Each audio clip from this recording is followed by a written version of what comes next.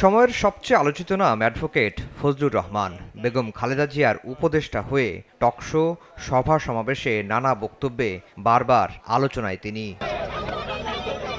সবশেষ জুলাই আগস্টের আন্দোলন নিয়ে তার এক বক্তব্য ঝড় তুলেছে রাজনীতিতে। তার গ্রেফতারের দাবিতে কর্মসূচি, এমনকি তার বাড়ির সামনেও বিক্ষোভ হয়েছে।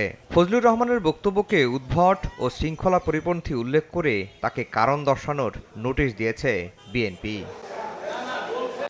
এমন প্রেক্ষাপটে হাইকোর্ট প্রাঙ্গণে সাংবাদিকদের সামনে হাজির হন সাবেক এই এমপি।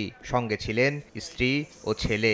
ফজলুর রহমানের দাবি, তার বক্তব্য খণ্ডিতভাবে প্রচার করা হয়েছে।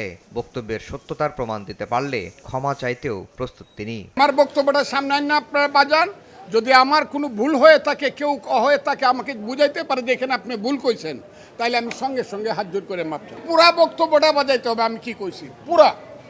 ওই একটা ইউটিউবের একটা লাইন বাজায় হবে না। ফজলুর রহমান বলেন, বাসার সামনে মব সৃষ্টি করা হচ্ছে, হুমকি দেয়া হচ্ছে, প্রাণনাশেরও। পরিবার নিরাপত্তাহীনতায় ভুগছেন বলেও জানান। আমার জীবনে আমি মৃত্যু ভয় পাই না, কিন্তু আমি মনে করি অপমৃত্যু তো আমার প্রাপ্য না। এই দেশটার জন্য আমি যুদ্ধ করেছি, কাজে আমার এদেশে বাঁচার অধিকার আছে। আজকে যে সন্তানেরা আমার বিরুদ্ধে স্লোগান দাও, তোমাদের জন্য একটা স্বাধীন দেশ সৃষ্টি করার জন্য আমি যুদ্ধ করেছিলাম, তোমাদের কাছ থেকে কি আমি অপমৃত্যুটা আমার কাম্য?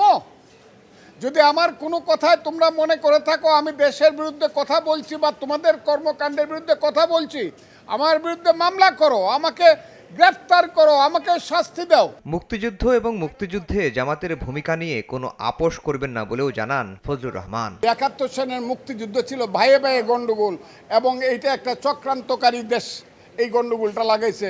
সেই দিন থেকে আমি মুক্তিযোদ্ধা হিসাবে আমার পবিত্র দায়িত্ব মনে করছি জামাতের এই মুক্তিযুদ্ধ বিরোধী কথার বিরুদ্ধে নীতিকে অবস্থানে নেওয়া। আমি এই ব্যাপারে কোনো কম্প্রোমাইজ করব না। দলের নোটিশের বিষয়ে খুব শিগগিরই জবাব দেবেন বলেও জানান অ্যাডভোকেট ফজলুর রহমান।